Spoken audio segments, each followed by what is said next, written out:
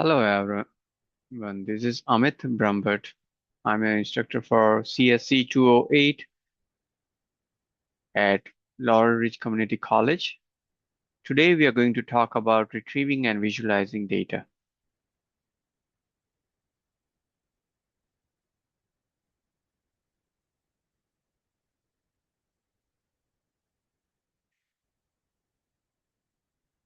We are going to deep dive into highly practical and essential domain of computer science, retrieving, parsing, mining, and ultimately visualizing complex data sets. This material aligns directly with our reading in Python PDF in your course template. In this presentation, we'll explore how Python can be utilized as a central conductor for multi-step data pipelines. We'll transition from grabbing raw, unstructured data off the web to storing it clearly in relational SQLite databases, and finally rendering it into rich, interactive web visualizations. Whether you are aiming to map geographic coordinates, build search engine web crawlers, or analyze mailing list communities, the fundamental techniques we cover here will give you the practical architecture to handle real-world data effectively. Let's get started. To kick things off, let's look at logical structure of a modern multi-step data analysis pipeline. In practice, we rarely try to do all of the work in a single program execution. Attempting to download, clean, compute, and plot data all at once is highly risky. If any step fails, you lose all progress and have to restart from scratch. Instead, we divide the task into distinct modular phases. First, we gather raw information from APIs, raw files, or scraper tools. Second, we clean and process this raw stream, structuring it inside a SQLite database. This caching step is crucial because it protects us from network drops and API rate limits. Third, we run our analysis script to compute algorithms and model behaviors. Finally, we visualize our finding using front-end technologies. By separating these steps, we build resilient, easily testable systems. Data mining technologies. When we discuss data mining in the professional industry, it's easy to get overwhelmed by the scale of modern enterprise systems. Large companies handle millions of gigabytes every hour and require highly specialized architectures to manage them. For instance, Apache Hadoop enables distribution storage and processing of massive datasets across cheap hardware grids. Apache Spark serves as a lightning-fast memory engine built for heavy machine learning and streaming loops.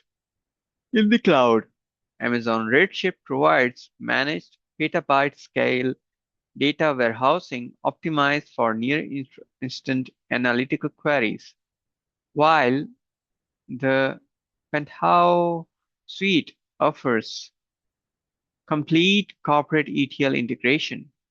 It's helpful to understand where these big-name systems sit in the enterprise landscape, but our approach in this course will be much more personal and code-centric.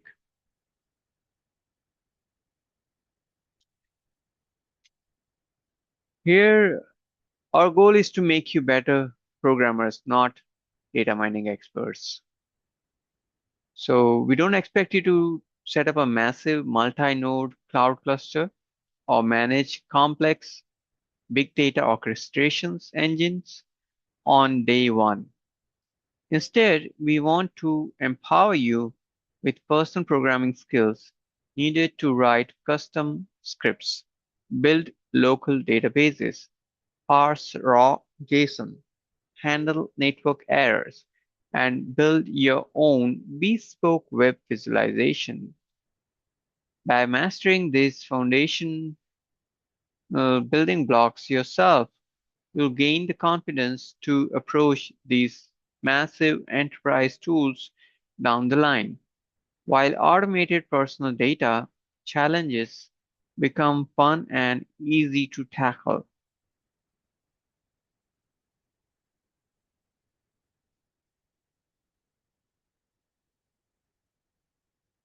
OpenGeo geolocation mapping. Let's examine our first hands-on pipeline case study. This program is designed to take plain user-entered address text and convert it into precise coordinates that can be mapped on an interactive browser map. Mechanically, the Python backend queries a proxied geo API built on OpenStreetMap to get coordinates. A critical design feature here is the database cache. Before making any network request, the script checks a local SQLite database to see if we have already looked up that address. If we have, we load it instantly from our databases. If not, we fetch it and write it to the cache.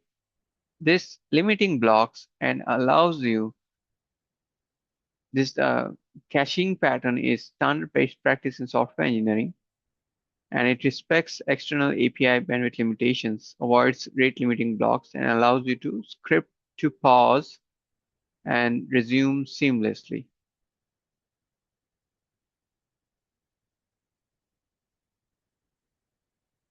The pipeline architecture.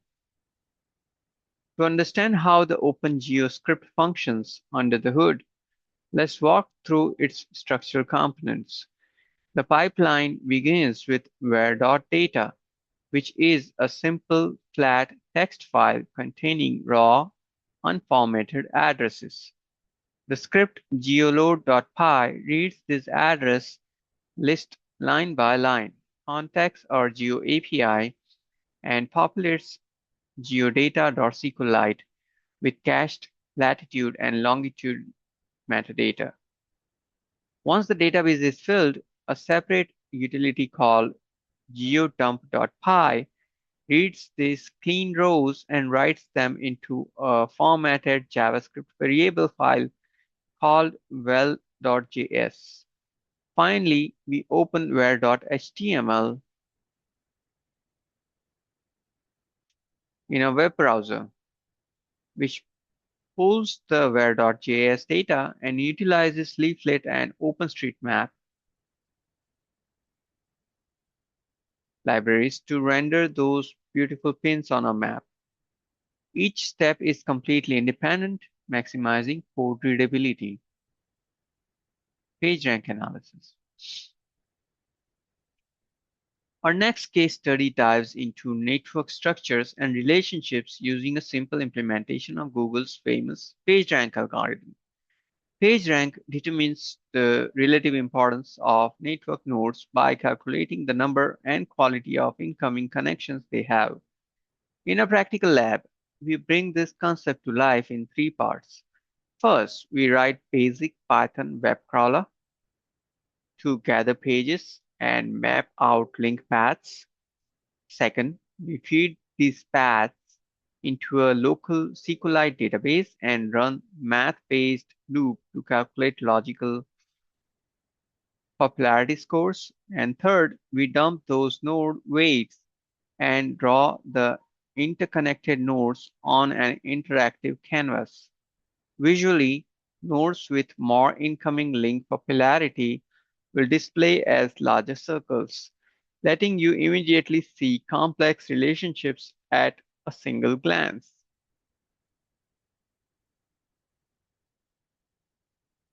Search engine web crawling. To build a tool like PageRank, we need to understand the mechanism of a web crawler. A crawler is simply a compute script that methodically browses websites in an automated logical pattern. Its main purpose is to build a local mirror or cache of pages so they can be parsed, cataloged, and searched quickly without querying live web servers in real time. The crawler's process follows a straightforward loop. It retrieves a web page, parses its HTML structure to locate links, and schedules those discovered URLs into a waiting queue for future loops.